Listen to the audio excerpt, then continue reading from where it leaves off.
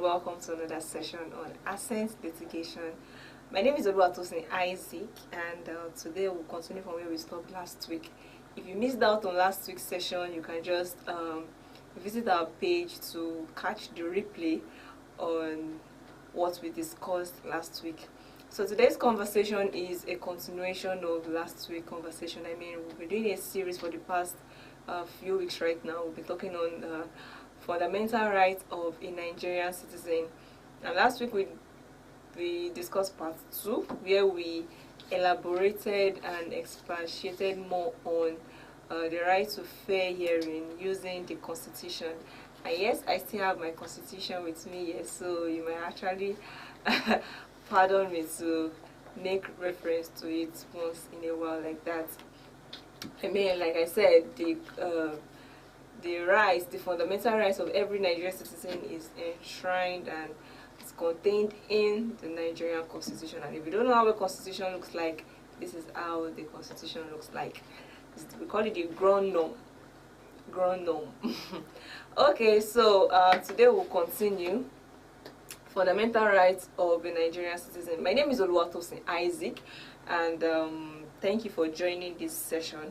So let's just kickstart it. Fundamental rights of a Nigerian citizen, part 3.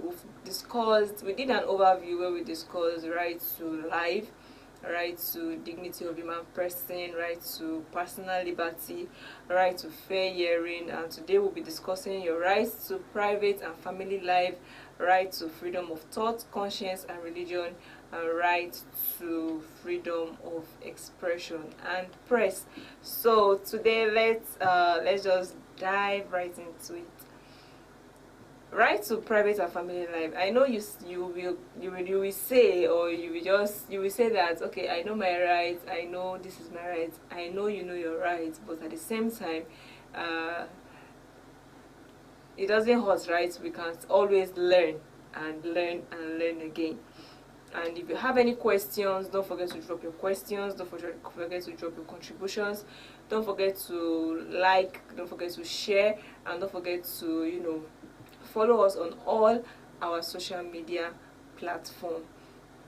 So, rights to private and family life. Now, this right centers on individual freedom, in the sense that it's a right that guarantees the personal knowledge or personal information of somebody to be shared to the public.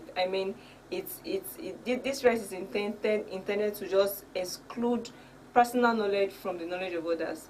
It's just individual freedom. So it's more like excluding the public eye from prying into your affairs.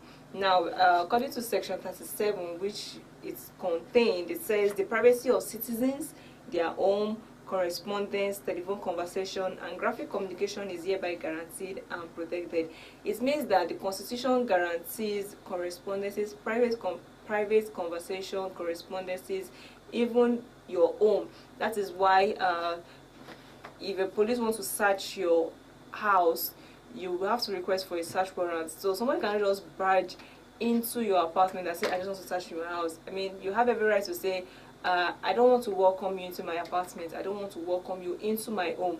You have that right to privacy. It's your personal affair, it's your individual affair, and it is guaranteed under that Section 37 of the 1999 Constitution. So it covers a wide range of your personal data, personal life, correspondences, email, internet use, and the rest like that. Your personal information, your privacy, and even with the advent of social media and the wave of influence of social media today, you will see that even in on social media apps, you will see terms and conditions. You will see let me use WhatsApp for instance. WhatsApp will tell you that, okay, fine, all messages are end-to-end encrypted or something like that. I think there's a language like that. So you say end-to-end encrypted means that what you have privacy. WhatsApp do not have access to your chat. They can't actually they can't see what is going on. I think that is what it means. Your privacy is guaranteed. Your privacy is guaranteed. But when I see something like that, I begin to wonder that does it mean that WhatsApp cannot access my chats, my pictures, everything like that? Is it possible? Now, it's just a question. It's just something I do think about, because if I want to understand the way social media platform is built, I mean, these are people, they built it. It's more like they created the land and they say, come and build your house, so come and build whatever it is you want to do on our space. You cannot tell me that these people that designed this platform cannot have access to what you do on their platform. I think about it a lot. So if they say, okay, this message is end-to-end encrypted, it's personal, but on the other side, I was just like, are you guys telling me seriously? Are you telling me that you don't have access to my private chats, my private conversation, the pictures, the videos, what I post? Are you telling me you can never have access to it? Is it possible? Please, if you know the answer to this, maybe you can just drop something. You can drop something in the comment section and let us know. Does WhatsApp or any social media platform, do they not have access to it? I mean, on Facebook can lock you out of your account. Is my password though, my password, my email, yet there are times you won't be able to access your account. So can we say that the internet is more, or technology is more like an impediment to the rights of privacy, private and family life? I mean, some of us put our personal data online. We put our addresses, we put our family pictures, we share personal stories. Can we classify that as an infringement? I mean, okay, this is you doing it. Okay, maybe we can say that as long as I'm the one that puts it out there, or I'm the one that grants access to you knowing what's going on with me, you not in any way infringe on my rights. We can put it that way, right? It's my personal life, my personal data. I want to share my story. I put it out there. So I think infringement of private life is subject to to an extent is depending on, it depends on what that individual is willing to share. So if I share my personal data with you freely, willingly on social media platform, there's no way, nobody has infringed on my right like that. I mean, I'm the one that shared it. But in a way where somebody, like maybe somebody is hacking into my account and he wants to get my data, and wants to get something, now we can say, okay, that is an infringement. Now, I'm just saying generally, I'm just saying, I'm giving instances, I'm just trying to brainstorming, you know, because when I was preparing for this, I was like, okay, fine, right to private and family life, privacy, social media. In fact, social media is the real deal right now, is the happening thing right now, social media, and we put so many information out there. Are we saying that this social media platform, they don't have access to it at all, that they cannot have access to it? Especially WhatsApp. I use WhatsApp as an example because I still saw the message today again, end-to-end encryption, end-to-end, something like that. So but we can see to an extent, I think technology is like an impediment, because whatever you put online, it's online. Anybody can hack, anybody can get any information about you online like that, even though we're not put it out there. So let's just continue. So I think based on this, we should be careful of what we put out there on social media platform. You cannot put something out there and somebody uses it against you, and you're coming from the point that this person infringed my right to personal life. It's my life, it's personal. You're not supposed to share it. Hello, you're the one that shared it, and people took it and they broadcasted it, and it can lead to defamation, it can lead to slander, it can lead to traumatizing experiences where people, in quotes now, they drag you online. You know, we use that word, if I drag you online, you understand? So it leads to dragging and violence and contentions like that, based on your personal information that you put online. And sometimes they use to shame you, they use to traumatize you, and you can't come from the angle of my right to privacy was infringed upon. The fact that you put it out there means it's no longer privacy again. So I think we should be much more careful of what we put online out there. So that is that on rights to private and family life. But it cuts across your confidential correspondence, email, internet use, your personal data, your personal lifestyle. So anybody against your will infringe on any of this, you can definitely file a fundamental rights action in court. So let's move to the next one. We have rights to freedom of thought, conscience, and religion. So this right gives individuals the right to think freely, to entertain ideas, to hold position based on conscience or religion or other belief. I mean, this right is saying that I have a right to my opinion. I have a right to think, to have thoughts on whatever subject matter or whatever subject issue. You can't impose your beliefs on me and expect me to take it hook, line and sinker. I mean, I have the right to have my own opinion. I have the right to have my beliefs. I have the right to pursue whatever religion I choose to embrace. I have the right to say, okay, fine, I morally this is right for me. I believe this is right for me. Morally, like right to conscience. In my heart, I'm saying I believe this is right. Like, this is what I believe. So if you believe it's not right, you can't impose that on me, and you can give your own opinion. You can say, okay, if this is what I think, and I say this is what I think, okay, fine. We don't agree on this. We share different opinion. We share different ideas on the subject matter. But you can't tell me that I don't have a right to think like that, or I don't have a right to think. I have a right to have whatever belief, whatever, entertain any idea I want, and you cannot impose your own idea on me. So that's what this right is. That's what this right is guaranteeing. You have a right to choose your religion. You have a right to change your beliefs. You have a right to change your value system. You have a right to have these thoughts, this conscience, this beliefs. Okay, this is my idea. This is my standpoint on this issue, and no, express your opinion, express your ideas like that. So persons who have this right, they demonstrate your rights. Maybe we see it when people write, they give their opinions, they give their belief, they teach their doctrines. Okay, this is what they believe. And anybody that wants to, that buys into it and say, I want to become a Christian, I want to become a Muslim, it's the person's rights. You can't enforce, it is against the law to enforce religious beliefs on people. Everybody has the right to choose whatever religion he or she wants to embrace. So we have legislations and policies and programs that respect this right, the way of worship, the way you observe it, your practices, as long as it does not jeopardize anything, does not put human, it does not jeopardize public safety, it does not jeopardize the right to life. I mean, does not offend public policy. You have a right to practice whatever belief you want.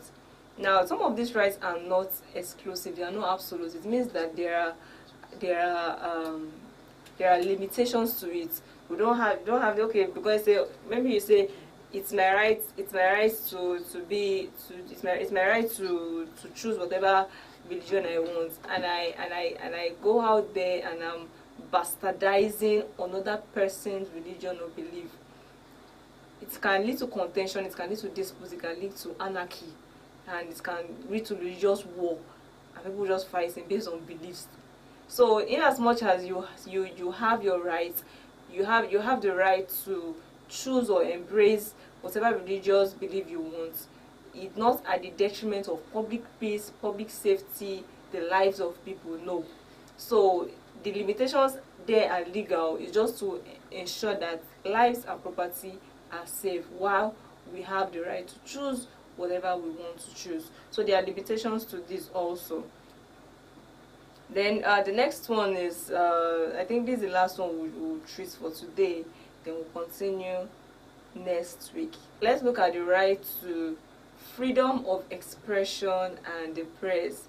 Now, this expression is the right to hold your, share your beliefs, share your opinion, open your mouth and talk, share your views. It can be through written, oral, video format, virtually, you understand? So you share, you disseminate your views, your opinion based on what you believe on a particular subject matter. Now, with the emergence of the internet, this right has covered a lot of ground, in the sense that it covers the right to receive information, store information, share information, disseminate information on the internet. Yes, in this age, whatever it is we are doing, we cannot actually take the internet out. Online media, online media. So based on the emergence and the fact that the internet has come to stay. This is the 21st century and the internet has come to stay. We cannot take social media out of it. So many information goes on social media, so many information are shared, received, and there's some information that you cannot even share. It's even a crime, really. I think there was this time when this video of this young girl was trending online. I forgot. I can't remember now. But there was a time the video of a young girl was trending online. People were asking for it, and it was actually it's a crime. It's not. It's against the law. Child pornography or something like that. Asking for the videos. Hey, share me the video. Share me the video. You can't. That is part of the limitation. Yes, you have a right to share information, store information, disseminate information, but there are still limitations.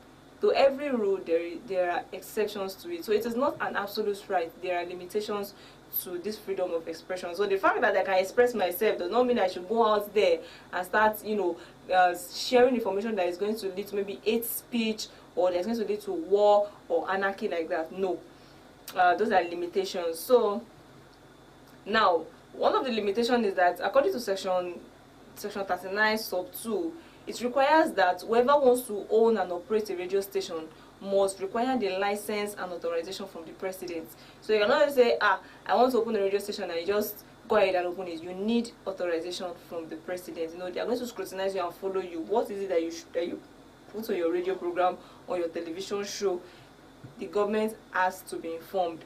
Also, even individually, section 3 allow for restriction of the right to freedom of expression. Why are these restrictions there? Why are these restrictions in place? To prevent the disclosure of information received in confidence, for maintaining the authority and the independence of the court as a result of occupying a certain office in government.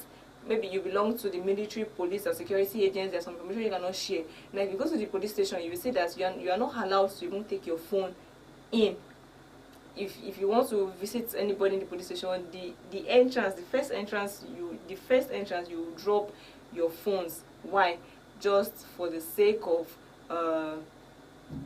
it's a restriction on your right to freedom of expression, because there are some information that should not be taken out there. There's some information that should not be stored. There's some information that should not be shared, and you just can't take it out there. It has to remain there. So your phone, which can act as a tool to disseminate such information, will be taken from you until you're about to leave. So in the interest of security, public safety, public order, public morality, public health, to protect the rights and freedom of other people, that is why some of this right is restricted. It is not absolute. Even on social media also, the government have put in place measures to control the dissemination of information. Now, if you look at, there's something we call censorship. Censorship is the restriction that the government puts in place to restrict that freedom, free speech, like that. You can't just open your mouth and say anything. Yes, you have the right to talk. You have the right to express your views and opinion, but there are some things you can't say. Anything that's going to affect public peace, public morality, public safety, public order, security, public health is not allowed. It's not allowed. It's not allowed at all. So the government has right to censor some of these things. Even social media platform, the administration, or the what do they call it now? I'm looking for that word. Those that control the owners of the platform itself. There are some words you cannot even use on the platform. Like Facebook, if you want to use some words on Facebook, maybe some vulgar words or some insultive words, you can't say it. You have to censor it. I don't want to use the vulgar words on air, but there are some words even on Facebook. Facebook will flag you. They'll flag you. So they'll show you that even though you have the right to talk, you can't just open your mouth and say anything and just on Twitter. Somebody will say, I just want to post a lady's tweet. She say, some of you, you will just come online, you open your mouth, wow, and just talk anyhow, and just talk anyhow. So the fact that you can express, yes, it's your right, you can express yourself, but you cannot just say anything anyhow. You cannot just talk anyhow. So this social media platform, they censor your words, use of words. There are some words you cannot use on Facebook. They will flag you, and if it's getting too consistent, Facebook can actually suspend you or put you in Facebook jail.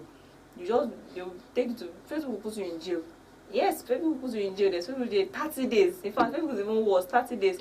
At least I know for TikTok, if TikTok wants to put you in jail, they can put you in jail for like 3 days or maybe one day, 24 hours. After 24 hours, they release you from the jail. You're in TikTok jail. How do you know you're in TikTok jail? Or how do you know you're in Facebook jail? You won't be able to comment. You won't be able to do some things on a normal day that you can do. On Facebook now, you won't be able to comment. You won't be able to respond to comments. You won't be able to comment like that. I don't know if you even know, you will see your profile definitely, but there are some things you will not be able to do until after 30 days, and they'll bring you out of the Facebook to show you that their words are being censored. The content you put out there is being censored. So the fact that you have the right to express yourself, to share opinions, to receive information, there are limitations, there are restrictions to it, because human beings, we are this you just have to put this control, because human beings can be very, very excessive. Like, we can be excess, can be this extra. So if you don't put this control, if you don't put this restriction, it can get out of hand and escalate beyond what we do not plan to. So but generally, you have a right to express yourself. You have a right to express your opinions, your views on political matters arising, different issues. You have the right to express your opinion, but at the same time, you do it as a law-abiding citizen. Yes, that is the summary reason. You do it as a law-abiding citizen. No evil motive or hate motive in your heart. You're expressing your views based on what you understand, based on what you are saying, based on what you want to see, like that. You express your view like a responsible and law-abiding citizen of Nigeria. Okay, so we're going to stop here for today, and we will continue next week. I told you it's a series, so we're just taking it bit by bit, so you can understand it properly. So if you have any question, you can drop a question, you can drop a contribution, comments, and if you have questions, you can also ask your questions. Don't forget to like our page, don't forget to share, don't forget to give us a follow. Don't forget to give us a follow, and we'll see you next week. I will see you next week as we continue from where we stop. So we're discussing part 4 next week. Don't miss it. My name remains Oluwatosin Isaac, and I will see you